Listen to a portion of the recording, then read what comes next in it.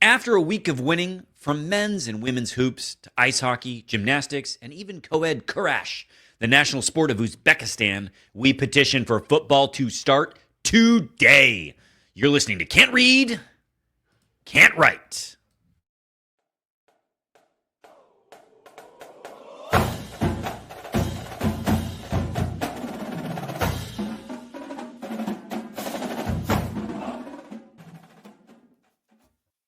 Welcome back, everyone, to another episode of Can't Read, Can't Write, the podcast that proves Spartans can talk. I'm Mike Jones, joined as always by the guy with a penchant for foul mouthery, Alex Plum, and the guy who told his friends all about it, Kevin Greck. Gentlemen, Kevin, how are you feeling? You've been relegated to the back end of the intro. Wow, someone put himself first. Interesting. We'll see what happens next week and the week after. I'm here for the long game, gentlemen. Yeah, that's he won today, but I'll be winning the war. Listen, I'm doing what I can to try to reprogram this fucking bot situation that we have. It's fully stacked against me. So, you all have a lovely week. Enjoy some victories. Enjoy some Schadenfreude, perhaps. Bro, a lot. Have we had a better weekend of MSU sports? I believe that's literally a question we got. Good. Unbelievable. I feel like we've gotten that question before on the podcast, though. There have been moments over the last couple of years where it's been like, oh, things are actually pretty solid right now. But this is the solidest of them that I can recall. Gymnastics is top 5. Basketball, men's hoops might be top 5 after this. Ice hockey has firmly established themselves number 1 or number 2 in the country. And then all the other sports as well.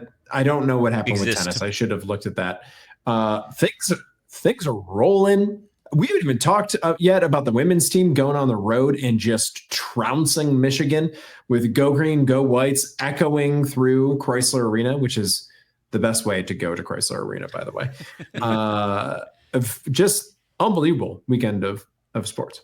And today, the Buffalo Bills playing in the AFC Championship against Kansas City Chiefs. Our erstwhile own Keon Coleman started for the Bills. And despite my energy and hoping for a career-ending injury for him, you've come around. I've come around. So, yeah. All right. Well, we of course want to thank everyone for listening. And if we could ask a small favor, please share the pod with Spartans in your life. Rate, review, and subscribe wherever you get podcasts. Of course, follow us on Twitter and Instagram at Spartan_pod. You can catch us on Blue Sky at SpartanPod. And if you're listening, head over to the YouTube channel. Hit that subscribe button. Give a comment. Give a thumbs up on the video. It would mean a lot to us. Plum, outline. What are we doing? This podcast leads off behind the green wall every week, and football is what leads there. We've got at least... Veto. I'm not this one. I don't think... They don't deserve it. All right, fuck football. Well, we might get all the other sports first for this 1 week. All right, Kurash. We lead with Kurash. Co-ed Kurash. They play it on horseback, and God, are we good. We have enough land, I should say. All right? Is it polo? Is it polo? It's not important what it is, and it's also not important that it didn't start becoming the national sport of Uzbekistan until 1998. What matters is they play it on that it makes horses. You feel... This might be one of the earliest times you dropped that. On this subject, I don't know if this is on your radar. Wait, this subject?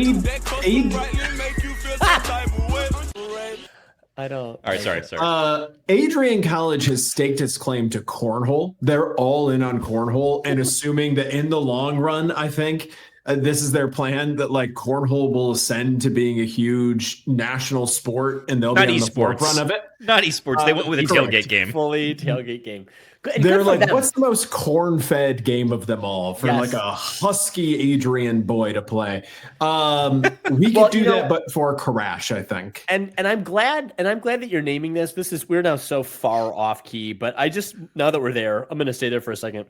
What I love about Adrian doing this is, they had that anti-trans activist come and speak, because they were like, oh, Hillsdale, which is in our backyard, wants to be like the Trump University of the North. So we can too. Nah, they really couldn't, not with any consistency, but cornhole is how they'll make their mark. That's lovely. Well, Karash is where we'll lead. I guess we've led off with Karash behind the green wall. We'll talk men's basketball, women's basketball, hockey. Maybe we'll get to football new editions. Who cares? We'll head off Grand River with whatever we've got there. We'll preview some basketball games. We'll preview some hockey games, and then we'll take your Twitter questions. All right. Let's start with men's hoops then, shall we? Goes to Madison Square Garden, where Tom Izzo has won 4 times and lost a bunch more. Yes. I believe 4 and 13 in the Garden. They said that about 20 times on the broadcast. Which is thoughtless of them. Which is nice, Beats Rutger 81-74 in a game that saw Dylan Harper, one of their 2 lottery picks, for certain lottery picks, not play because of an ankle injury. Limited. Played limited. It didn't play in the second half, I believe, or maybe came in for a second. But don't worry, because if you are a Rutger fan, you can't say we lost because Dylan Harper didn't play, because instead you had a gentleman named Jordan Derkek from Merrimack transfer up, go off for 26 points. That is a man who has shot thus far in the year 21% from behind the arc and goes 4 for 7 in this game. So did they all come in the last 30 seconds of fucking regulation? He did indeed make a bit. I think he made at least 2 of them to make the game a little more stressful than I wanted it to be. Yep. Yeah, but still not stressful. We got to get to that. Oh, no, anyone who watched the Iowa game from 2 years ago with the Fran thing, was a moment in time, though. That was just a brother. blip when you've seen it happen, all of the Matrix. It can happen. Fran McCaffrey wasn't there to stare down Kelly Pfeiffer and watch him just piss down his legs. So that wasn't happening in the game. Then the comeback would not be possible. So, anyway, all right. So let's dig into this one. It is a game that was not a good game from 2 of our normal sort of steady hands, Jaden Akins and Jeremy Fears. Akins got 12 points, 5 boards, but went 1 for 7 from behind the arc and 3 for 15 in total from the field, which is to say that's, 5 too many shots from Akins. And Jeremy Fears scored 4, had 4 assists and 4 turnovers. It was a stinker of a game from Fears as well. But we saw our best game ever from Jace Richardson, notching 20 points. Cohen Carr, an incredible game, 14 points, 8 boards. And Book had some nice moments and was engaged, 9 points, 4 rebounds, 4 blocks. So those are the high points. I figure get those out of the way and kind of dig into the meat of it. Well, let's start with Akins, if you don't mind, because I was low on Akins. 12 points, and this is the thing that pisses me off about this kid. In the games, I have got nothing good to say about him. And you know this because I'm routinely filling up the text. Yeah, we can just read off everything that you wrote yesterday. Fully unhinged. But the truth is, he's not good. And I don't care what 12 points says, but I'm pissed about it. I'm not happy. I mean, I'm very happy that he scored 12 points because he won the game. But it's like it's at the end sort of justify the means. And going 1 for 7 is infuriating. I don't know. He couldn't keep his ass off the court. He was only falling everywhere. The only person that fell more than him was Trey Holloman, which I'm not fully sure how. Neither of them was able to stay standing. Akins, 5 for 6 behind the charity stripe. Unacceptable. So need to see that last one there. On balance, a horrible night. He was one of the people who guarded Ace Bailey. The other lottery pick from Rutgers, who did get 18 points, but went what was it? Went 2 4 for for 5 7, from 3, 4 Yeah, for 4 for 17 from 17. the field. Yeah. So including I mean, 1 for 5 at the rim for a dude with his wingspan. And how tall is he? 6'10". That is the Cohen Carr effect. I don't know if we're ready to go there yet. Did also want to call out in terms of guys not meaningfully contributing. Our teen wolf, Jackson Kohler, got in pretty immediate foul trouble Immediately. He had and 2 within the first 8 minutes, I think. did not meaningfully contribute in this game. But I hear what you're saying, Plum. And Jace, Aikens kind of set us up to be in a semi-stressful situation down the the end of the game. Well, with all right. that I offensive think output. Aikens took too many shots. But what is his season average? Is he averaging 14 points a game? Yeah, no, I mean, I know I'm being awful. I mean, this isn't about, I don't know. The kid should be delivering on some of the threes. This is a game against a bad Rutgers team in the Garden. I get that they've got a little pep there, but not really. I mean, and the thing is, I think that kills me is, again, it's all contextual. He's taking these 3 shots when we're maybe have a 4 or 6 point lead. I think the what you're putting your finger on there, Plum, is that it's not that Aikens taking shots is inherently bad. He just took bad shots. Like he was forcing things. It wasn't in the flow of the offense. Like, and when you're shooting that poorly, dude, you better be wide open at that point in time. Yep. He's averaging 13.8 points on the season. Oh my God. He's shooting right now 28% from 3. Yeah. That's down from 36% last season, which is down from 42% the season before. Who can explain this? But that's just mental. That is nothing but mental. And I just think that is weak-willed. It is embarrassing and weak-willed, and he should be ashamed of himself. And I'm sure he is. And I'm sure he is.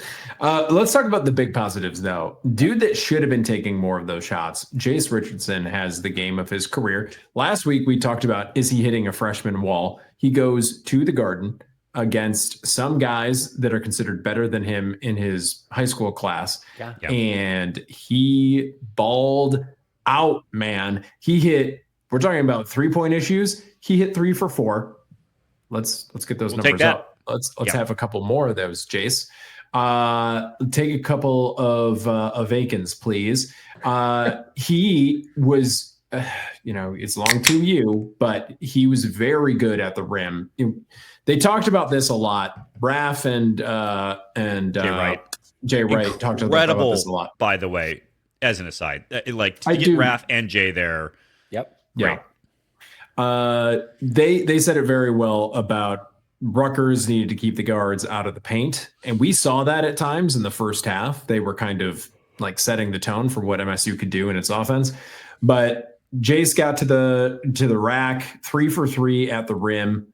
I mean, just absolutely put on a show. And those 3-point shots, a couple of them, very opportunistically timed. They were moments when Rutgers started to feel like maybe they could get back in it a little bit. Yep. And he just shut the door. And it gets back to that mentality that this team seems to have, that even when Jeremy Fears, who is mean and wants to hurt the other team, isn't really producing. That.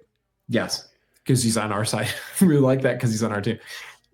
It's that approach that all of these guys have, and they just, I know, Jonesy, you got a little stressful down the stretch, but I kind of felt over the last 15 minutes that they were going to win. They were going to kind of run away with this thing. And this team does a fantastic job of maintaining and completing leads and winning these games. Can I, just because you brought it up, and I think it's just relevant to the moment, one of those threes may have been his last 3. Rutger had pulled within 4, maybe, and Rutgers coach Bill Bilson. It's Michael. No one fucking Steve cares. Michael. Yeah, not a real person.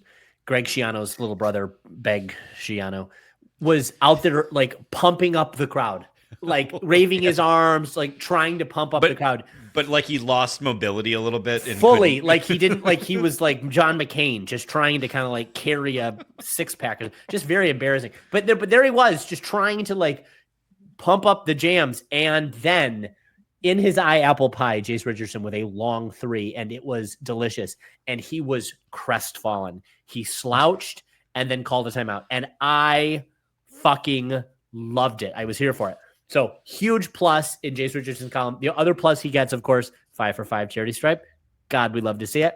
But one demerit in the first half. Maybe you saw this. Slung the ball, threw it with such velocity right at the hands of Zapala as down low, very low, very like belly button low. And kind of jungular type area. Sabala was just in like survival mode at that point. And Zapala's fingers like just jammed in. I mean, you could saw his fingers just fully jam into their sockets, and like each one sort of broke a little. And he just looked at him and he was like, "What?" And then, of course, there's a timeout. Zapala's like, and he's like, "Throw it high." And I could have sworn that Jace Richardson's reply was like, "Oh yeah, man, I just won't throw it to you anymore." And because that was this sort of dismissive look and like beckoned off, and I was like, "Motherfucker, I'm sorry, bro. My bad. You got it." Like I hated that. I really didn't like that interaction, and I feel like we see a lot of that. He's a bit of a sasshole, Jace Richardson. So anyway. Well, he got into Book a couple weeks ago, right? In a game. That was probably fair, though. Booker pisses me off. Actually, we like it when it's that. I think the real story of this game, though, I mean, obviously we don't win the game probably without Jace. Almost certainly don't win it without Jace. But the only, it didn't feel like and I think it's worth calling out, it didn't really feel like a game that Michigan State scored 81 in. You called out, Greg, the efficacy at times during this game at keeping us out of the paint.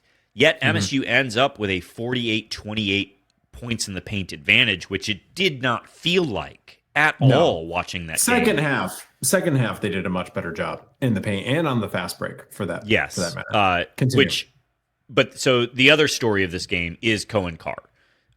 It's not just that Cohen Carr had a good offensive production in this game at 14 points. And it's not even the 8 rebounds, 3 offensive. I think the story here is the defensive effort that he put in on Ace Bailey, again, who went 4 for 17 from the field. I mean, if we're here bemoaning Jaden Akins going 3 for 15, then Ace Bailey going 4 for 17 is god-awful. Yeah. And Cohen Carr, 2 blocks, which felt like infinity blocks, by the way. Those were such blocky blocks that he blocked with. Oh, just a complete game from Cohen Carr, who, if he's not your favorite player on this team, do get yourself checked. Like, I fear that maybe you don't have life in you. Like, there's no one else on this team that has that high effort, that contributes that meaningfully, that cares that much, and can tomahawk thunder dunk it the way that he can. It's a perfect recipe for what should be your favorite player on this team. Plum, I have a question for you because it is, Cohen obviously does a lot of very exciting things. And Jay Wright, I love that he was talking about how, that Cohen runs the floor 20 times and gets one of those dunks. But it's because he tries hard every single time that he's able to get that opportunity. I found myself a little agitated, though, because they kept talking about his free throw percentage from the line. Yep. And you'll note, by the way, when the game was getting tighter down the stretch and it was fouling time, Cohen Carr played the 5, stayed in the game. Yep. Small ball. And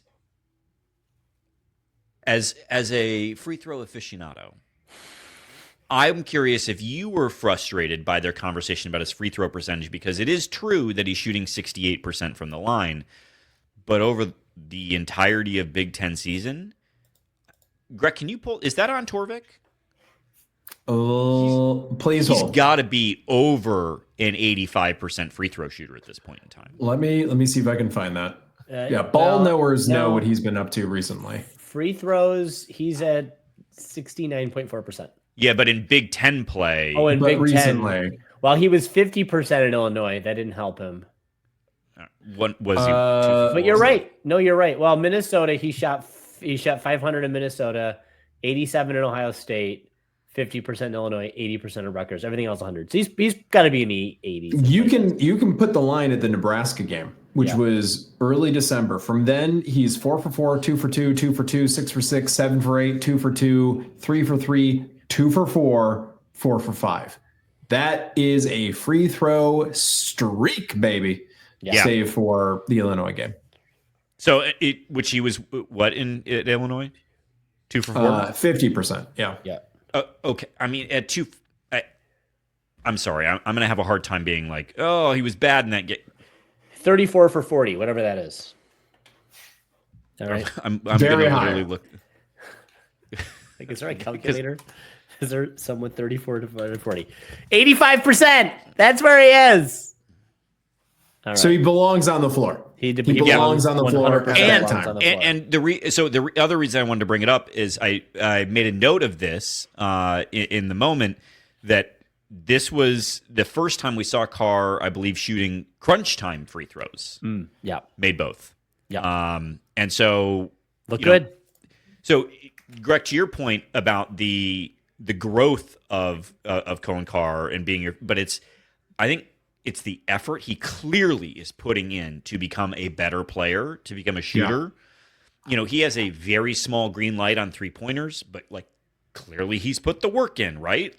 So I don't know. For Cohen Carr is my favorite player for a variety of reasons, but not the least of which, in fact, probably the most, is that he seems to be very Izzo in nature, which is that I'm going to work hard and I'm going to get better. And I don't think we have him for more than 1 year after this. I mean, if he develops a 3-point shot, it's over. It's all he gone. should be going to the league. Yes, and 100%. he'll be probably a lottery pick.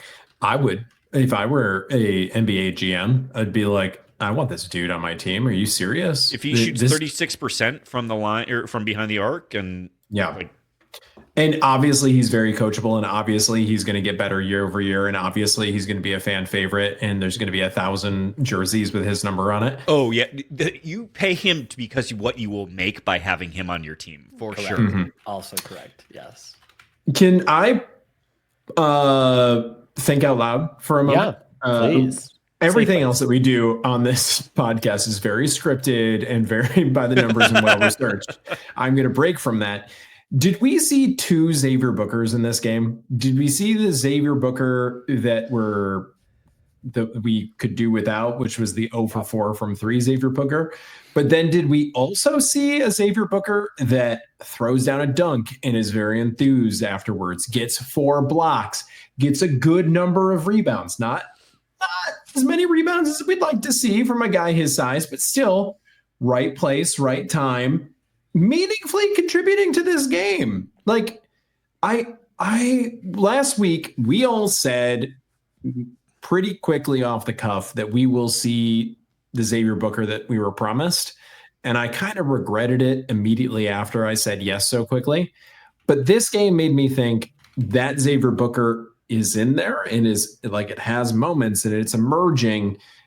We need to get it and bring it out. And you don't have to be the spot shooter that you're so comfortable with, Xavier. You've got the tools to do so much else for this team and for yourself. I think all of his threes in this particular game, and I won't say this for all of them, but in this particular game were within the flow of the offense and were open, and he missed them. Sure. And you know what? That is part of his game. He's not doing it well right now, but, and I'll say this about Akins, I'll say it about Fiddler, any of these other dudes who are not shooting well for 3. if this team wants to win in March, they need to keep shooting the three. We can't banish them all to not shoot that anymore. We can't. So well, but it Booker doesn't have to be keep, it doesn't have to be the first fucking look he gets, and that's the thing with Booker. It's like in this game, in this particular game, I'll push back and say that I think all of the looks that he took from three were good looks. I couldn't say that for Akins. Yeah. But you remember Marcus Bingham, right? He could shoot the three ball, but it seemed like there was a deal at some point in time where it's like, Marcus, if you do you can get a 3-point shot you can get a card. I'll give you a card. Tom Izzo will give him a card to take a 3-point shot. If he does the other things first, like grabs a board or gets a dunk, we need that for Booker. Like, do that thing first, then you can take a three. He had a drive in this game too, didn't he? Book? Yes, he he didn't did. Convert on it though, I don't think. But he had a slash, and it was like, more, please. He's got good ball handling. I mean, the kid's 6'11", or what is he? 7 foot tall, but has a handle. Yeah, right. But like, so what are we doing? I mean, 5-star recruit, and he just, I don't know, Jonesy, if you're planning on talking about the team moving forward that much, but there are three guys really struggling to shoot the three right now that do it in volume. Jaden Akins, Frankie Fiddler, although he's doing it less recently, and Xavier Booker. Each one of them has at least 50 shots from three, thereabouts, and each one is shooting in the 20% or lower. Frankie Fiddler is shooting 19% from three right now. We need one of those guys to break that and start hitting some shots. And if that happens, like, I'm okay with the number 5 next to MSU in the rankings. But if it doesn't happen, are we 5 now? Well, we're like 8, but like we just won at the Garden, and it's possible with this upcoming schedule, there's some more W's coming. It could happen. I don't feel like we're the 8th best team in the country, and I think maybe it is precisely because of the shooting, which we should be very clear. Shooting, this team is a good shooting team unless there's a painted line in front of them, right. That's why we're long 2U. You got to get that line behind you and then pull up, baby. We'd be lying if it'd be dumb to say that this team can't shoot. They clearly can, and their 3-point shooting percentage has been markedly better in Big Ten play. It was not in this game, but to your point, Greg, all of those dudes need to keep shooting for that to happen. Mm-hmm. I'll take 2 of them doing 30% for the remainder of the year. I don't need Jaden Akins to be 40% for the remainder of the year. I would just take Frankie and Book going for 30. I'm doing math over there. Keep talking amongst yourselves. I've got hold on. I'm doing something. So you know how in basketball 2-point shots are worth 66% of the points that 3-point shots are worth? You know? Sure.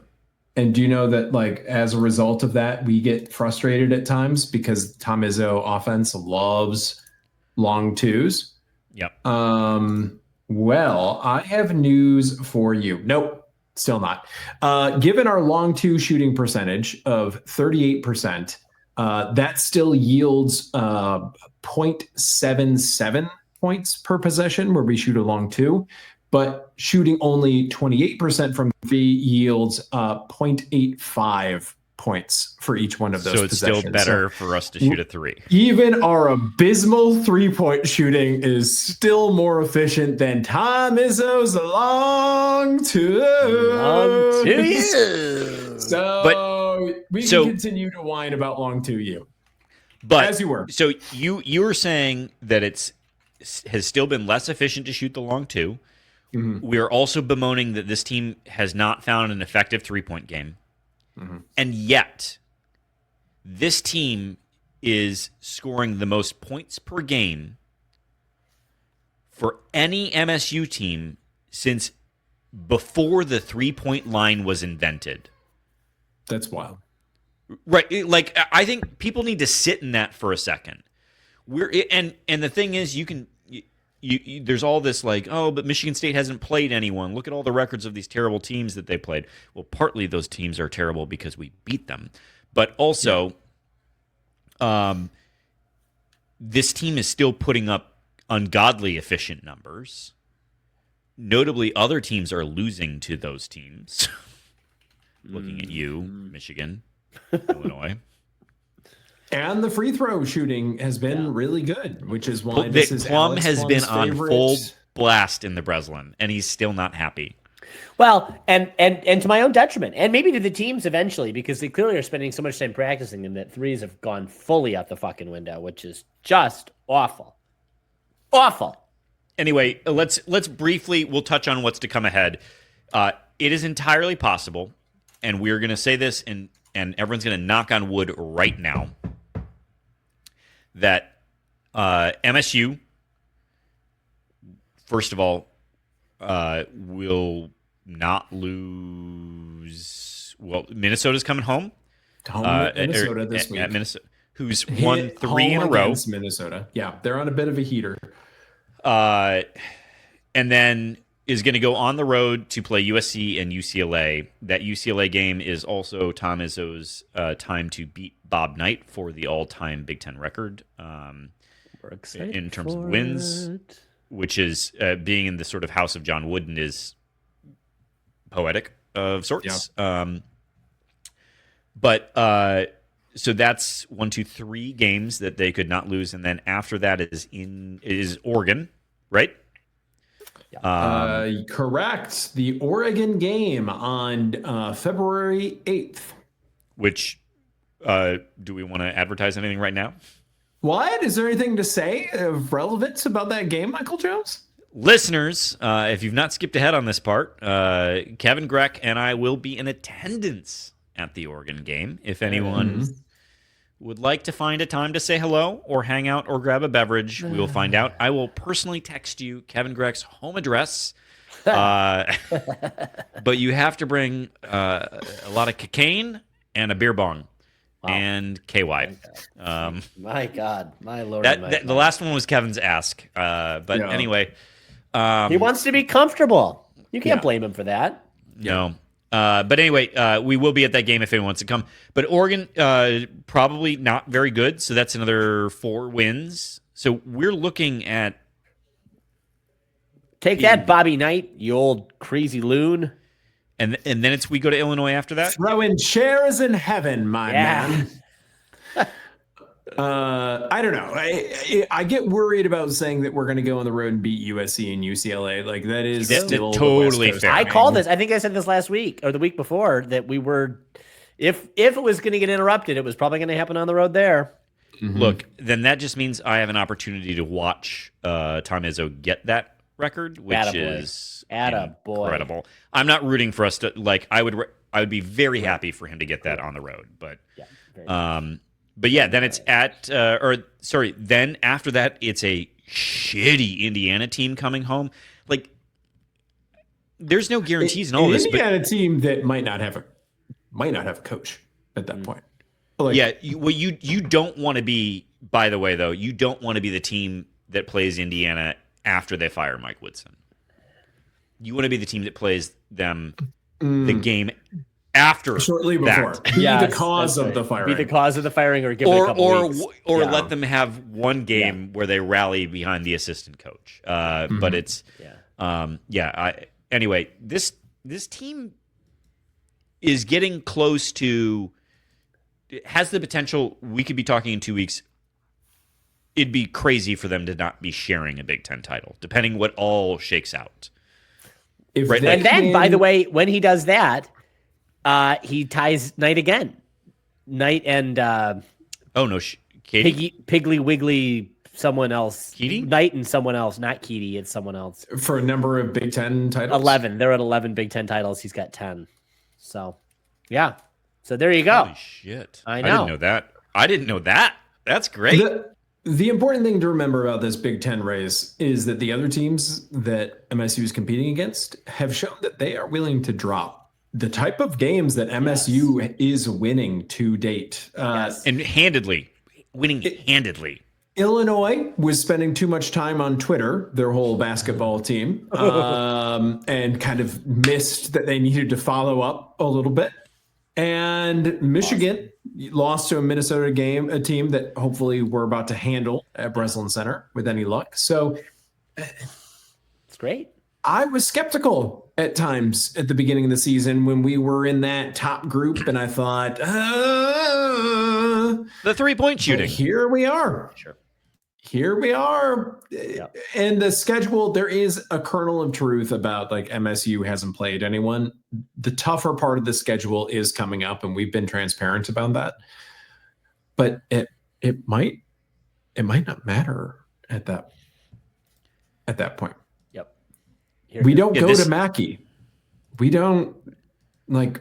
That's right. We play on the road at Illinois. We don't play at Mackey. We play at Michigan.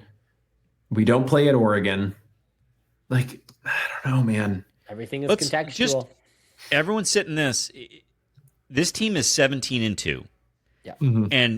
And there are a number of games that they've won by double digits this season that we've said, and I think everyone listening to this would agree, that last year's team would have lost. Yeah. Mm-hmm. They've said that last year's team would have lost. Right? Yes. So they've said it themselves. It has been said. All right, I think we should move on only because we need to keep this positive energy going, and I'm a little worried that if we sit into this a little too long, it'll get bad. So let's head out to chat about our Michigan State women's team, who quote unquote outlasted Michigan in an 88-58 team or 58 game, and if that's outlasting, then I guess they survived a nail biter with PSU. Who in the world describes it that way? Obviously, our favorite media company, Fox. Great. Oh no, I'm sorry. I'm sorry, Kevin. Fox adjacent. It's the Big Ten Network. Continue. So that the women's team also continues to roll. Having lost 3 games so far this season, but they're 17-3 overall, 7-2 in the conference on a 5-game winning streak. Just doing nasty work, putting up a ton of points. Their last 5 games, 80 points, 70 points, 86 points, 82 points, 88 points. Like, folks, they're up to number 14 in the Torvik ranking. So the tempo free stats, but for the women's game, which is 2 spots ahead of Michigan, who they just housed on the road. So that puts them number 4 in the Big Ten between Illinois, Wisconsin, and Purdue. But it puts them solidly like in that top part, like second weekend in the NCAA tournament. So they're looking at hosting a game at this point in time. That's on the table for them. Yep. And they continue to be a fun team to watch. Just get out there. Get out there. Should we say a word about gymnastics before we get to hockey? No, let's do hockey right now. Let's do hockey. Because you know what? Here's what I know is that the Golden Gophers of Minnesota apparently only give a shit if the bright lights are on, because they took a giant fucking turd on the ice when it was on BTN Plus. Wow. My God. Losing 9-3 is embarrassing. At some point in time, their Twitter account stopped tweeting out the actual score and just started adding numbers for each Michigan State goal. It was they really enjoyed the corner chair in the hotel room, if you know what I mean. So good God. Holy shit.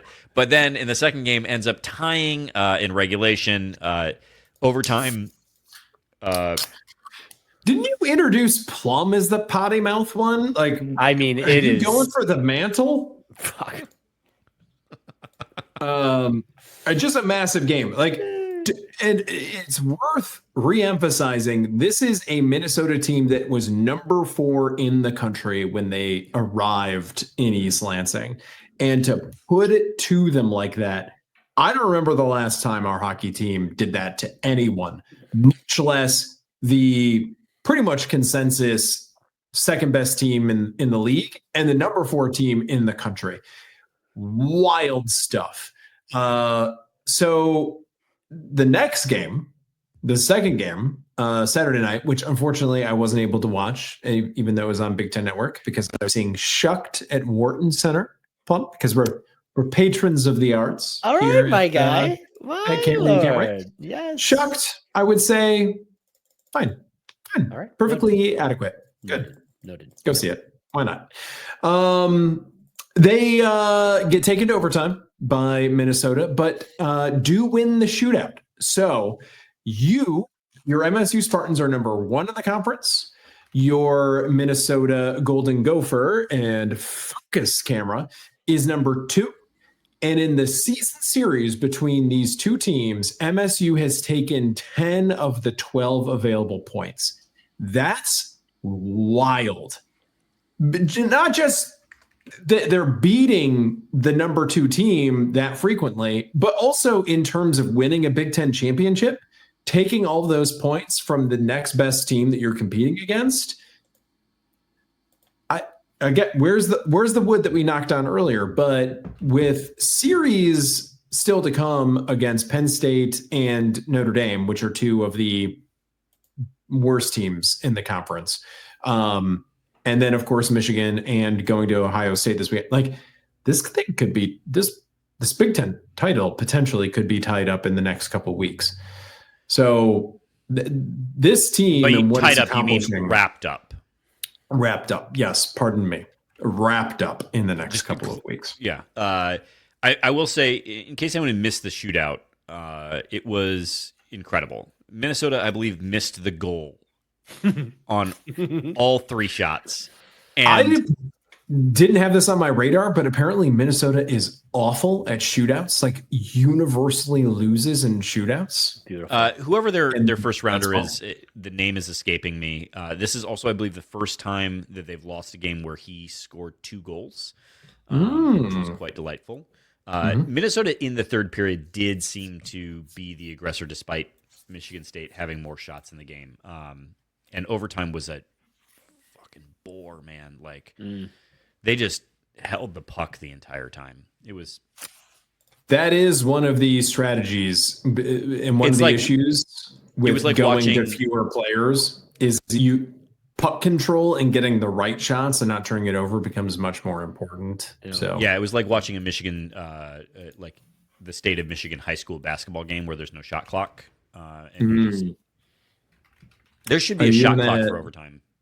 Are you in the habit of going and watching boys play basketball, Michael Jones? My God. I've seen clips. When you see there's a 4-2 game that happened in high school basketball, that's embarrassing for your state. And like, we don't talk about that here, but the state of Michigan doesn't have talent for basketball players because of the High School Athletic Association. Like it's a real, you can't travel out of state for games. There's no shot clock. Like it's a real problem. And that's probably why Amani Bates turned out to be so sucky. That's beautiful. All right. That's our first Amani Bates reference in a long time. I wonder what he's up to out there. 100%. Yep. And I don't care. It's also worth mentioning that the women's gymnastics team beat Ohio State, I believe, on the road. Yeah. Number 14 Ohio State. Yeah. Which should hopefully put the gymnastics team into the top 5 in the country. I think they were already number 4, I think. Oh, I'm sorry. That's right. Either way, talented Ohio State squad that they beat on the road. So great effort there. It's been a great week for Michigan State athletics. Anything else we want to say? Oh, we almost forgot football. Yeah. So Michigan State picks up 2 new commits for the class of 2026. Are these the first commits for the class of 2026? I believe so. I think that kicked off the class. Yes. So first one is Joey Caudill. I'm going to go ahead and guess that. Joey is a 3-star, 6'5", 215 player out of Mansfield, Ohio. He is not ranked anywhere other than 24/7 Sports.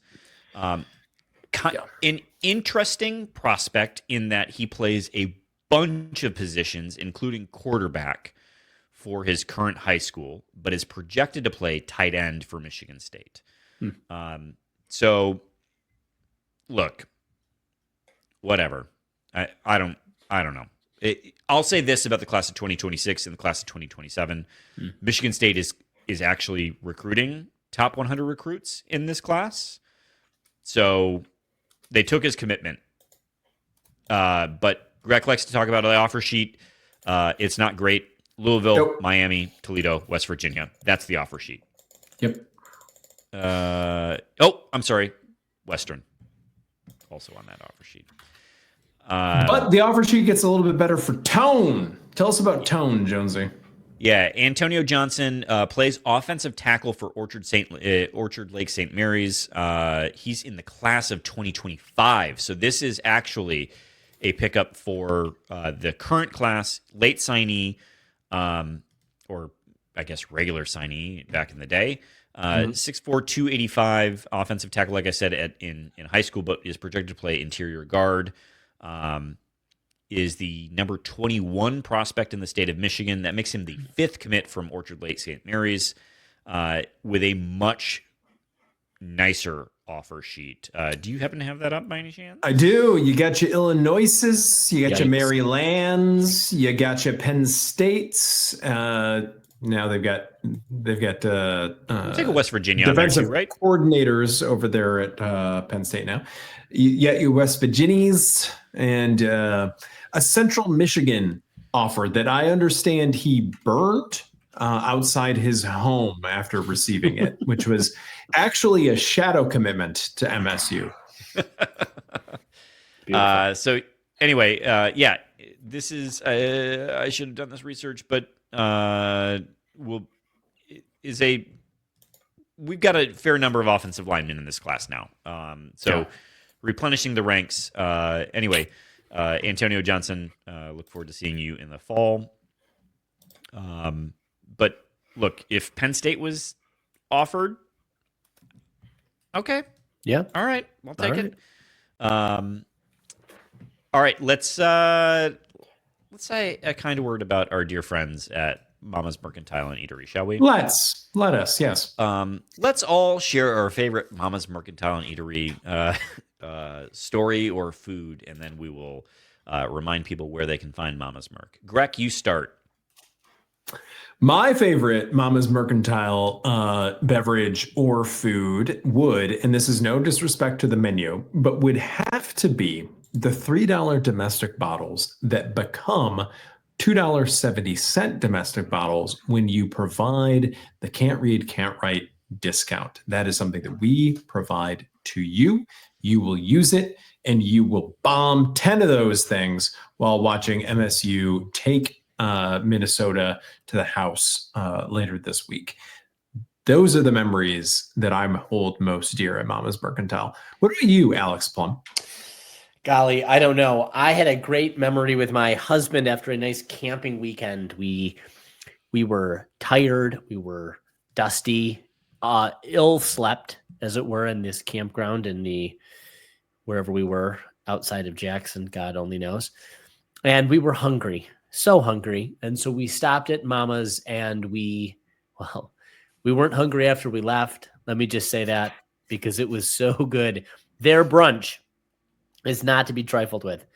So whether it's any of the egg dishes or any of their French toasts, which are served in these beautiful little dishes, and it's all like bubbling and crystalled and caramelized, and all right, well, yummy. And I say, do the buffalo dip. Buffalo dip is fantastic, and do provide the Can't Read, Can't Write promo code. Absolutely. Get that 10% off. And you know what? Slam some domestics on your way up to see us, Kevin and Mike, at the Oregon game. The Oregon game. But not me, because the AI chatbot won't let me be a real person. Yeah. So. Plum is in town. We just did not invite him. I wasn't invited. This is the first I'm hearing about it. Told us no. Surprised you're talking about it in front of me, but I guess that's okay. I'm okay with it. Do we have anything off Grand River this week? I thought it was striking. I put one thing on there. The Ivy League apparently will not be joining the House settlement, which is to say that they are committed to amateurism and aren't giving a hoot about anything else. So, but did join. Is it FCS? Yes. Yeah. Yeah. Interesting. Yep. They want access for their players to the best. And they want the TV revenue. And the TV revenue. Yep. They want all that, but they don't want to pay their players anything. I mean, I guess on some level, they're just saying, no, listen, you're getting an Ivy League degree. Fuck off, idiot. You're going to be fine. Whether or not you make it into the whatever league, but you're going to be fine. They don't have athletic scholarships either. No. Don't they? No. They did away with them years ago. So they're not like giving them an athletic or an Ivy League degree. Then I let me take that back. The Ivy League can fuck all the way off. I really thought they were. I'm an idiot. I do think it's interesting they're not joining the settlement. I mean, I would tend to agree that the settlement, for a variety of reasons, is untenable. But so I don't. Ivy League's not wrong. Does it mean not joining that suit means that they're clinging to amateurism? Does it mean that necessarily? Well, I mean, they don't. Or does it just mean that they're not willing to? In many ways, aren't they the most amateur? Well, no. I mean, if they're not, I guess I don't know. Yeah. In other words, are you saying are they using NIL in another way, or are they planning to address these issues in an entirely different way that isn't the structure that's outlined in the House settlement? I don't know. Yeah, it's the second time on this podcast I've thought out loud. And to answer your question, Plum, on are they the most amateurism? No, I would say that the service academies are the most amateurism. Well done, you. It truly is an extracurricular for those folks. Yes, that is the equivalency. Yep. Well done, you. All right. Okay. There you go. All right. Well, let's do these. Let's do a quick preview, Kevin, and then we'll do some questions. So Minnesota, as we've said a couple times, is coming to Breslin Center this week. They are KenPom 91. That is 119 on offense and 86 on defense. And normally, any other week, this would have been the time where I tell you that this team is doo-doo caca. But, and it was funny when they beat Michigan, but they've been on a bit of a heater. So the last three games, they've beaten Michigan, Iowa, and Oregon. Those are all teams that at one point or another claim to be sort of in that upper first or second tier of Big Ten teams. Yep. And they even went on the road and beat Iowa. Now, I think other teams are kind of in the habit of doing that now as well, but still, it's something to keep an eye on. That's happening over there. But as I said before, they are still the measurables, the tempo-free stats don't look great for Minnesota. So it should be our expectation, particularly being at home at Breslin Center, that this is a team that kind of gets run off the floor a little. Yeah. From there, technically, before you listen to your next episode of Can't Read, Can't Write, MSU will have begun its West Coast swing. So it begins at USC next Saturday. Nope. Hold on. I have the wrong tab open.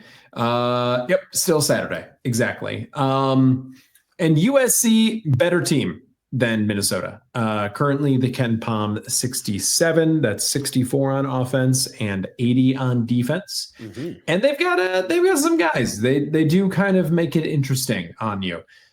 Terrence Williams is over there. You guys remember Terrence Williams? Yeah, from Michigan. He now plays for USC. And he's been having a bit of a season. Desmond Claude is an interesting name for a basketball player. Unexpected a little bit. But I think he's a Xavier transfer.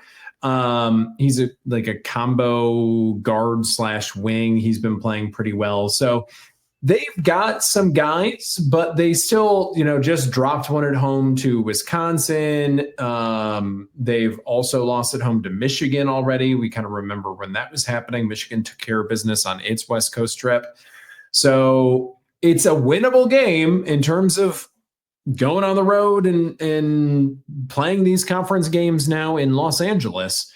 But it does mean flying across the country. It does mean going into environments that MSU is not accustomed to going into.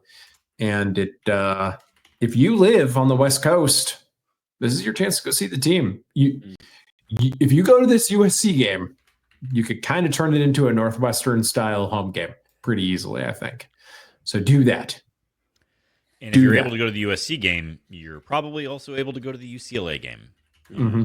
So really good. Do that also. Do both. Really, really and you may be there for Tom Izzo to set history. Worth pursuing. And then talking about previews, the hockey team, they go on the road to Ohio State. Ohio State has turned out to be one of the better teams in the Big Ten. I think they're third or fourth in the conference right now. And this will, as I said before, really kind of set the tone for the rest of the season and how quickly, or if at all, they're securing their Big Ten championship. So keep an eye on that one. I would like someone vamp for me while I look up to see if it's on TV. Hello, my lady. Hello, my lover. Hello, my That's it. That's the one. Scrolling. Ohio State, please. Big Ten plus. Big Ten minus. Big Ten. This is interesting. For some reason, I don't understand. These games are Thursday, Friday instead of Friday, Saturday. Oh. Thursday's game is on the Big Ten Network. So you will be able to watch that at 8 o'clock. Cool. And then you'll be able to find your way to onhockey.tv or whatever it is on Friday to watch the follow-up game at 7. Aha. Very good. All right. Also, I'm just seeing now that UCLA game. I know we weren't previewing the UCLA game, but it's at 10 at night. 10 at night. That is late. Well, I'll watch it still, but we're not going to like it. On a Tuesday. Xavier on a Tuesday, yak. All right. Let's do these. A little Pac-12 after dark for the Big Ten. Oh, it makes me giggle still. They don't have to do that. They choose to do that. I want to be explicit about that. It's probably a bit too soon, but there is someone that does a fantastic Bill Walton impression, and I wouldn't be mad if they weekended Bernie's Tim. Just for this. All right. That was on the TV the other night, and I loved it. All right. Listener questions. First up, Mike Jones. Have you voted today for Isaac Howard to win the Hobie Baker Award? Hobie Baker, the Bobby If not, Baker. you should today, tomorrow, and every day. Ooh, that's a forks down stance. It is. Yeah, I should have covered this when we talked ice hockey. The Iceman, Isaac Howard, and Trey Augustine are both on the Hobie Baker watch list, and it has a fan voting component to it. So you can go to a website that looks like it was made on GeoCities in 1998 and cast your vote and do so for the Iceman. Can I just say, this is a very eclectic looking group of young men. They are not. They look like podcasters. They don't look the same at all. They have a lot of different things about them. They are the same white person. That's what I'm saying. They are the. It's just AI generated white dudes. A whole page of them. Some of them have no fingers. Other ones have like 3 ears. That's fine. Just the same guy. Next up from Mike Jones, what's more important, crying about calls or preparing to coach your team? I think someone thought it was crying and forgot to come up with a game plan for this week. Oops. Yeah, so this is in reference to Brad Underwood continuing to complain out loud about the officiating in a way that does not. I've not heard him take any modicum of accountability at all for his losses. Yeah. Just red in the face kind of guy. They dropped one at home to the Maryland, to the Terrapin. Kevin Willard does not win on the road. Correct. So that's embarrassing. Next up from the Verbose Dutch, other than three-point shooting, what does this MSU men's basketball team need to improve on? Free throws. I'll riff on that for a second. Okay. They were better for a while about getting their three-point plays by getting to the foul line. I don't have the data in front of me, but it feels like there we go. I love listening to you say that. Anecdotally. Good. I love it. I love a little mouth feel on that. That's nice. Mm-hmm. Nice. Mm-hmm. But I'll go with that. I'll go with that as something that finishing at the rim with contact and drawing it would be. Let me say this: they are sloppy as fuck. The first 10 minutes of yesterday's game was painful. Between unfucking forced errors, just throwing the ball at nobody, and with consistency, falling all over the court, wiping out for no reason, arms and legs akimbo. It was horrible to watch. So if they could just get their shit together. I'd also say that they could go to elite in rebounding. If they're not going to be good at three-pointing, if we can't get that, then they need to get elite at rebounding. Every board. Yep.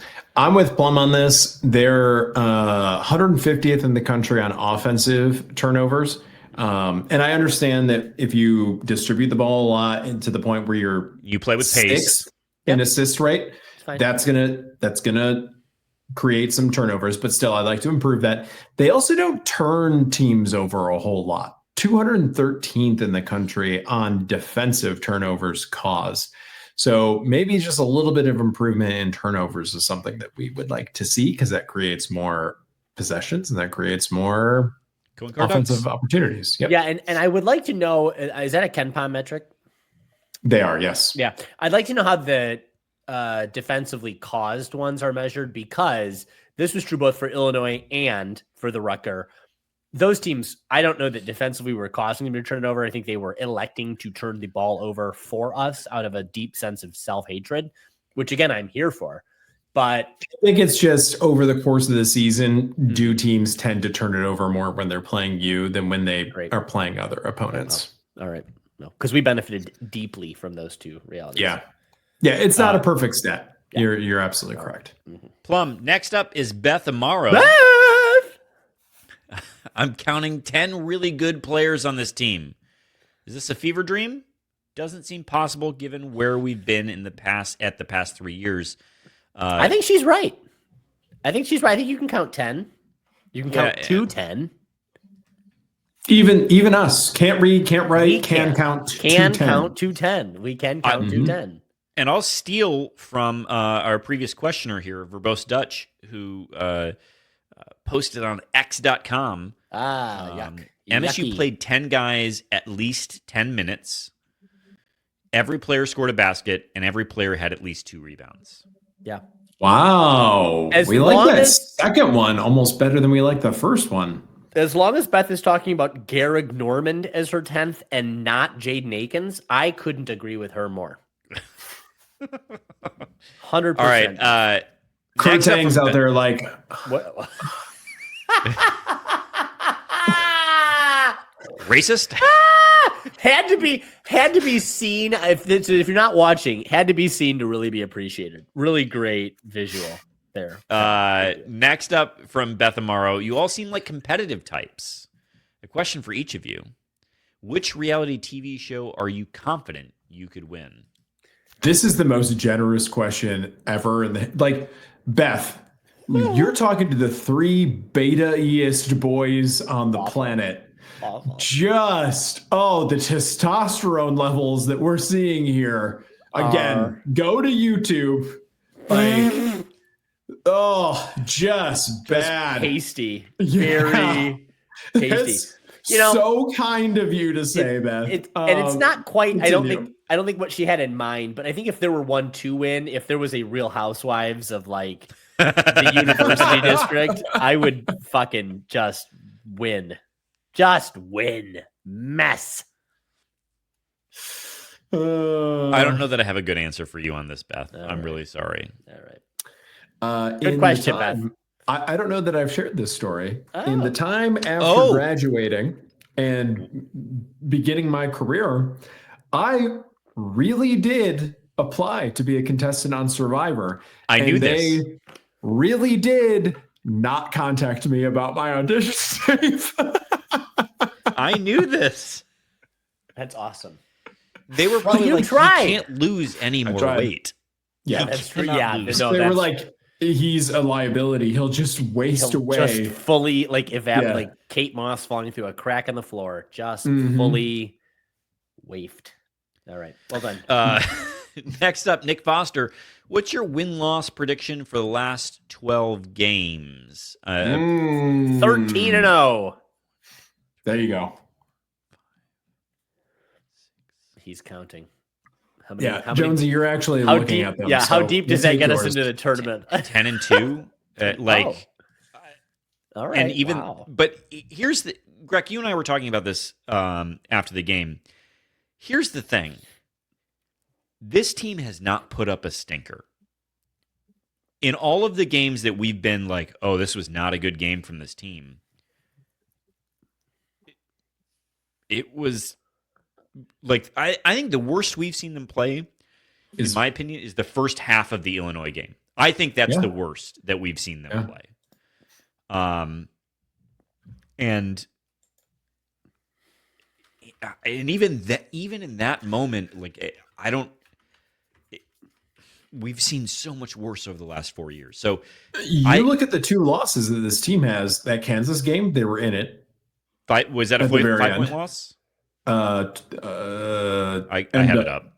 Ended up being an 8-point loss, but it was like Kansas pulled away in the last minute or something. Yep. And that Memphis game in Maui, like that Memphis played out of their heads and MSU didn't play particularly well. And those things happen sometimes. And both those teams are projected to probably win their conference. Right. So, like, you'll live with that loss. Yeah. I think that Memphis loss is maybe hurting us more than anything else right now in the net rankings. Well, this is what I meant when I texted you, that this team is remarkably consistent, and I don't know what to do with it because it's infuriating, and we do seem to be depending on the other teams to turn it over, to throw the ball out of bounds, their coaches to get teed up in the waning milliseconds of the game. These are wonderful gifts that will help us indeed win, but I don't know how much success they portend in the long run, and yet we're not losing. So continue. This is, I don't know what to do with it, but they are consistently winning, and it is confusing and nice. I'll take Jonesy's 10-2, and I'll say 8-4. All right. If we roll into that Illinois game at Illinois without having lost, 12-0, and we win that game, it's over. Put the banner up. I'm not taking running the table off the table. All right. I'm saying it. I'm saying 12-0, and I like it. When's the last time there was a perfect Big Ten season? Was it when Indiana went undefeated overall? Has anyone else done a perfect Big Ten season since then? It's so implausible. But this team does have a really high floor. That much we can say, with certainty. Yeah. And it does feel like you're just waiting for them to lay a stinker. And it could very well happen at home against Minnesota on Tuesday. So, ick. Which, by the way, dear listener, it's 2 for $25 to go to that game. Yeah. So buy those tickets. Buy them. Like, make it a miserable place to play. Yeah. Eat it up. Next up, Ryan Meisen. First time, I believe, Ryan. Hey, Welcome. Ryan. Is it possible that in this bizarro world of professional college athletics that a 70-year coach, does he mean old or 70? 70-year-old coach. Now let's go with 70-year coach, has somehow figured out how to balance culture and paychecks? Or am I naive and need to prepare to be hurt with this team exiting in the first weekend? I don't think these things are mutually exclusive. Aha, that's it. So, because, yes, I think that is very clear that for the moment, Thomas figured it out. Yeah. I think we can probably agree on that. Yeah. I think on the other hand, we all saw Middle Tennessee State. So, though True. I do think that a team without Denzel on the floor was maybe not that great. Maybe Denzel was incredible. That same year, Oakland took us to overtime or took us to the last second at Little Caesars Arena. So That did happen. that's the beauty, Ryan, of the tournament, right? It giveth that taketh away. G Money Stew asks, can Haller continue to operate as AD of all of these sports by himself? If we think of him as a GM in pro sports terms, while they manage one sport and team, he has to cover many men's and women's. Would it be prudent to get someone to split the load for the future? This is an interesting question, isn't it? I do think we're seeing, at least in men's football in particular, Football and basketball And both basketball. have roles that are kind of like the GMs. GM. Yeah, Yeah. GM role. Yeah. Is that like the operations role, or is that a team role? some teams are now actually literally hiring a GM. I think Belichick even hired Yeah, like someone. Belichick just did it at Carolina, and they hired someone. But it's that truly like people went pro I'm with. coaching. Yeah. I'm not here to do this bullshit. anything else. No, they should. And I think in some ways they have. I mean, the athletics department has always had like sport specific liaisons whose roles were nebulous at best. And I'm sure that's going to continue to evolve in this way. But I think you're observing this correctly. Next up, Nate C. When was the last time we got a question from Nate C? Nate is on the blue sky now. Blueski. So Nate, welcome. Happy Hi, to have you Nate. back. Considering there isn't an app called Twitter anymore, I guess you could still call him Twitter questions, right? That's a good. He's right. Ooh, Nacy, yeah. And then we take your Twitter questions. Yeah. A, fuck Twitter. B, Blueski questions. Blueskis. We're calling them Blueskis. Skis. Blueskis. Next up from Nate C. Hockey got 5 of 6 points over Minnesota. The basketball team won in Madison Square Garden. Was this the best MSU sports weekend this year so far? Yes. Yes. Resounding Soundingly. yes. We've only had 4. Absolutely. We've only had 4 weeks this year, I think. So I'm sorry. Yeah. I'm just seeing that the Bills did lose. wait, is the game over now? Yeah, and that we have to watch the Chiefs. Yeah, again. Again. Gosh, damn it. Again. Yeah. Did Keon get Sorry hurt for the at least? interruption. Just like fuck. Yeah. It's annoying. Next up from Thomas Zambiasi. What was funnier, women's hoops beating U of M by 30 or Illinois whining all week about us and then dropping one at home? Good comedy in both cases. Yeah. Yeah, because that I think- U of M team, I don't think people that U of M team was ranked. Yeah. Like they're not bad, and Robin Freilich and co. crushed.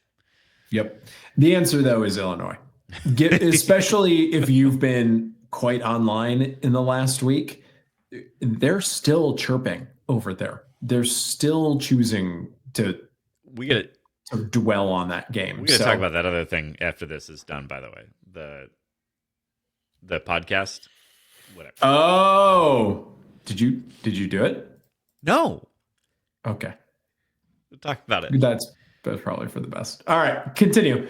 Next up from Thomas. What's your go-to when games get tense? Standing too close in front of the TV or sit forward? See photo? Is there a photo? Yeah, Jonesy, it do was we have it? sort of the man. You know, yeah, sitting forward. sort of lean forward. That is not my approach. I I'm get as neither. far away from the TV as Yes. I possibly can. And pace. I'm a pacer. I'm behind the couch. I'm around the couch. I've left the room. I'm looking behind the Yep. door.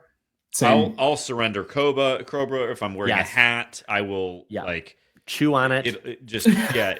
I mean, it is, every TV timeout, I will leave the room. Correct. I found myself sitting on the known- floor, laying on the floor even. We have speakers through the house. I can listen in different parts of the main floor. I've been known to do dishes during very tense parts of the game. Listen, I used to get so stressed on this fucking podcast, I would iron my laundry. So that was why you were just so worked up. I was so worked up. Am I going to say something wrong? Never did. Never did. Flawless. Next up, no Jason cuts Fry. on any of those episodes. Not a finger. How many MSU basketball players would Grooch allow to fill the role of Grooch's wife's new boyfriend? And why is that number infinity? There aren't even that many. There aren't infinity basketball players, but sure. Yeah. Why not? I forgot the whole Grooch's wife's boyfriend bit. We should get back around to that. That was a good time. The Oakland Twins. Yeah, it's thank you, Jason Fry, our scribe, for reminding us about that. And next, continuing his scribe status, on a recent episode, Plum described being hit in the back by a flung milk carton whilst attending MSU. Is this the backstory, pun intended, to his obsession with hurling toasters at athletes' backs when they have undesirable performances? So, okay, I don't know why this reference is lost on everybody, but I will explain it. I always assume that this is toaster in the bathtub type reference. No, it's not. No. It isn't, and it should be, but it isn't. I'm not even. I that know dark. this sketch. Oh, you know this sketch. Okay, good. Well, you know where that but comes I would from. not pick up on this unless you. That's told fair. me Unless I this. had told you, which I think I have. This originates from Mike Rice, if you will remember, the erstwhile coach at the Butker, Mike Rice, who was fired, as you may recall, after video emerged of him physically abusing his players, like hurling basketballs at him from very close range. Yeah. So Saturday Night Live, never to be outdone, did a sketch with Melissa McCarthy as the head coach at some small podunk basketball school, and she was the women's basketball coach there. And she's like, in the clip, she is the Mike Rice equivalent. And so whenever the girls miss a free throw, she hurls a toaster at their back. And another time she's driving a golf cart in the court, and like the girls like jumping out of the way. So I actually kind of remember this now. It's called like Outside the Lines. It's one of those parody kind of shticks. So that's it. That's what it comes. Melissa McCarthy chucking a nice Kenmore four slicer at some poor 19-year-old who couldn't do an underhanded free throw in God only knows Southern North Dakota at Hoople. But yeah, that's it. There you go, Jason Fry. Asked and answered. Well done. All right. Next up is Jess Slip, who asks, "Is the Kelly Green the Jess worst?" Slip? Did I hear a slip? Jess Slippery? Jess Slippery? slipped. The slip on the slip. Jess Zip asks, "Is the Kelly Green the worst version of our MSU gear? Why did we ever do that? Towing the Notre Dame line." Yeah, this summer, someone close to me remarked that they miss the old MSU green, the pre-Nike MSU green, and I had to be very polite in my pushback of like, is there something wrong with your brain? I cannot trust your judgment on anything now. Everything's been called into question, because I'm with you on this one, Jess, that the old MSU Kelly Green was just not attractive. And look at us now. It's so much better now. So much green. Yeah. And I know sometimes if your TV is not calibrated properly or the broadcast is bad, it starts to look kind of like black, but I would take that over the Kelly Green, honestly. And I do know what she means here by the Notre Dame thing. When they choose to be green, it is a bad green. So I'm with you. Adjacent to that, can we also say that the Kermit quarter zips that Tom and Co will roll out need to be retired? I mean, that's what this is in reference to. The coaching staff at MSG, those were the quarter zips. They're not quite the Kelly Green, though, right? Like, Sure. Yeah. But they got to go. I assume that's where she got this question from, though.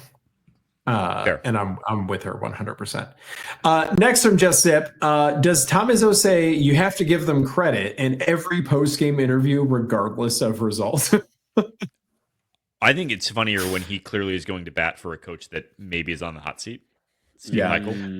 That is the thing that this reminded me of about how he pretends to love every single Big Ten coach when he wants to beat all of them badly. And from what we've heard, there are a good number of them that he doesn't care for, but he'll always be like, that's a hell of a coach over there. They got Michael a hell of a strikes coach. Me as someone that he would actually respect, though. If you had to rank coaches that he might be number one on my list of Tom Izzo actually likes that dude. Could be. Yeah. I'm not saying no. Offense, historically, defense and rebounding, culture first at a place that wasn't winning a ton. Yeah. I think Izzo objectively can find a reason, like me, and maybe this is why I'm like me, to hate everything he loves out of a pure sense of desire for perfection. Unobtainable. It'd be interesting to find out who Tom Izzo actually hates the most in the Big Ten, though. I think you could probably reason that out. That's not whoever's occupying U of M. Yeah. No. I think we'll keep an eye on that. Next up from Amopaleaf, who has a quiz for us, apparently. How many sports teams does MSU have? 23, 25, or 21? I'm going to guess 25. That's 23, Jordan.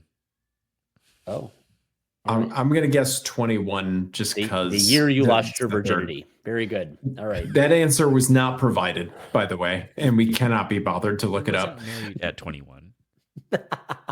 Great. Very good. Oh, God. I'm reading ahead now. And for 10% extra bonus points, it's not clear how points are awarded or what 10% would even mean. Who has more sports? Women, men, or she adds, P.S. You can find out the answer by utilizing AI. First off, can you? Bullying. That calls into question bullying. Everything. I've been bullied. You don't need AI to figure out men has football, so obviously it's women's. But women has crew. Women has crew. Kevin. I was going to say crew basically has a football team worth of student athletes. But obviously it's women. And also, why are you using AI for this? And finally, we don't know if it's been updated since swim was canceled. It's Michigan's 118th birthday today, and I am wishing the state a happy birthday. Which of these MSU impact facts are you most impressed with? These are just facts. They're not impact facts. Impact facts. A, 296,000 alumni living in the state. That seems high, but okay. B, 37,000 enrolled Michigan students also seems high. We don't have Michigan students? Like homed in Michigan, from Michigan, native Michiganders. Okay. That seems also high. Plum, would you say impact facts 8 times fast? I would. I was about to. But you Plum. Correct. Don't just you Plum. Why? Is it because of my flat A's? Is it because it's so nasally? No, I just think that you're gonna butcher the back half of it, and it's gonna end up a different word. I do hear it now. I do. That would have been one of your cards, Kevin. Or last, C. MSU has a presence in all 83 counties. I read that countries. There are more than 83 countries. No, it's counties. 83 counties. Counties. The state has 83 counties, yeah. All right. Well done, Mamapaleaf, and awful. Next up, Beppe Plum. Which are you most impressed with, Alex? I'm more impressed that she has the time to do this. That's what's most impressive to me. Well, she utilized AI is what it sounds like. Yeah, upsetting. And it's probably all a lie. And we know it's a lie, Susan, because of me. Poor me and Jack Plum. All right. Beppe Plum asks, That's who it should be. It should be Alex Plum and Beppe Plummer, the two hosts of Can't Read, Can't Write, Can't RIGHT. Beppe says, I am with Greg. Let's not throw stupid money at assistant coaches. Then our coach can leave for a school like maybe LSU, then get a gig with the Dolphins, then maybe go to Bama and become the greatest coach of all time. Not like that would actually happen or anything. Yes, rant of the week. That's mean. He's with you. Yeah, He left because of yeah. McFarland, right?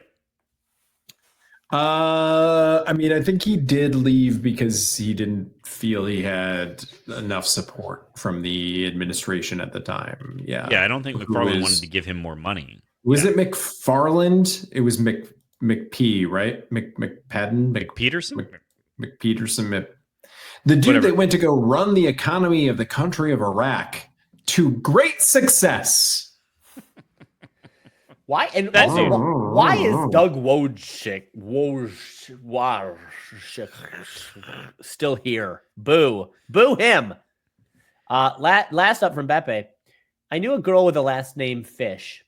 She married and is now a trout. Weird. Her mom's name growing up, Sturgeon. Stop. I sush it you not. Oh, and Archer fish. It's sushi. I sushi you not. Oh, and archer fish can spit jets of water at insects in order to kill and eat them. No, horse is not eating his insect shots. Probably. Now you know. Do you think this could possibly be true? Starting with the name Fish, getting married to someone named Trout, mom's maiden name was Sturgeon. He has to know a lot about this person. Yeah. To know what her mother's maiden name was. If he's from a small town, though. But Beppe, you're starting to. We're running into a place where we've met all the characters of Schitt's Creek at this point in time. Okay. I'm starting to wonder. Yeah. The archer fish, though, for me. Are you in the writer's room? Fish. Next up, Mr. Neurotic Pants, is the reason MSU is going well in sports aside from football because God's curse is finally being lifted? I've been lighting candles and praying. I have, Ben Raymond. I have. You get your rosary out. Got my rosary. Yeah. Next up from Mr. Neurotic Pants, is MSU basketball Ohio State football levels of good or Indiana football levels of good? Recall that Indiana tore through their schedule like a chainsaw, decapitating zombies until they ran into a few brick walls. Yeah, and ow. Two teams that played in the national championship. Right? Okie dokie. We've not talked about that on this. I don't like that. That makes me feel like icky. It gives me the deep ickies, the dickies. And you don't like that question? Look, other teams have played those teams and have fallen. MSU is not. And if MSU handles things at home against Minnesota, look, say what you want, but Michigan didn't do that. So, I mean, I was on the road, but we already handled it on the road. So, can we say at least that Indiana looked good during the season? We don't even look good doing this. So, yeah. The premise of this question is a little flawed too, because Ohio State was not even its conference champion because it didn't even appear in the conference championship game. Great point. That's something we should have revisited actually in Off Grand River is the fact that Ohio State would not have been playing. Yes. Would not have won a national championship but for the 12 team. But for the expansion of the playoff. 100%. Well, then you. And so all the bemoaning and bitching about Indiana being included, you didn't have a national champion if you didn't include people like Indiana. So, yeah. That's Raymond, great question. You got us off Grand River again. Next up from Mr. Neurotic Pants, my wife and I went to see Wright State versus Detroit Mercy this weekend. It was fun, but also a glorified Air Force recruitment event. We did not stand for the oath of enlistment ceremony during halftime. Do we hate America?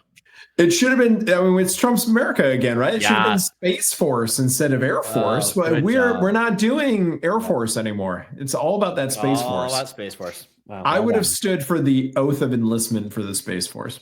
Did they play at UDM? Let's just see. I think UDM played at Wright State. Too bad.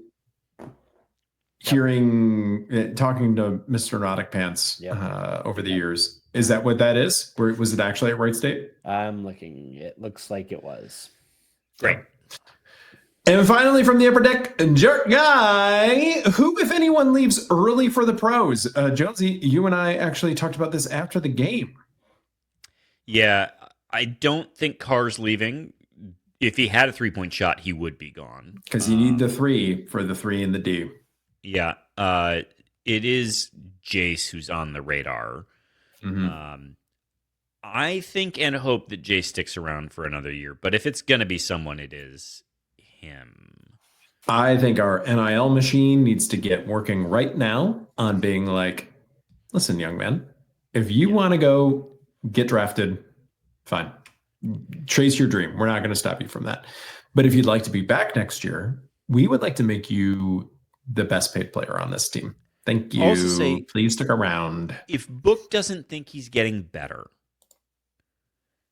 it's possible he takes a 2-way.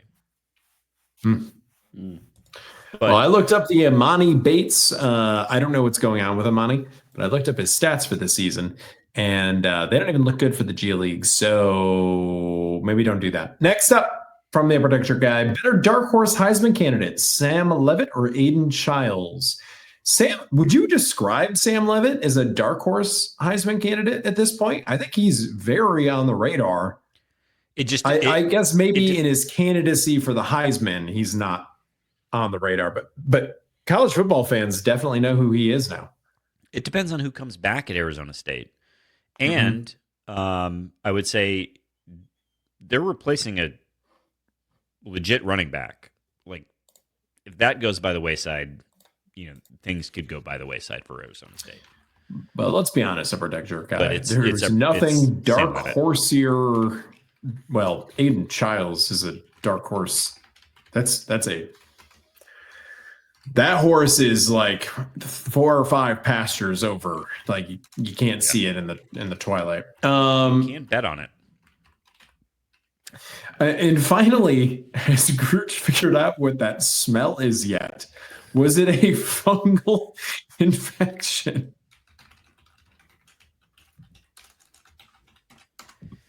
Sure was. All right, and with that, he got some out. cream, and all was resolved. Gentlemen, Ointments, bud. Ointments. Ointments different.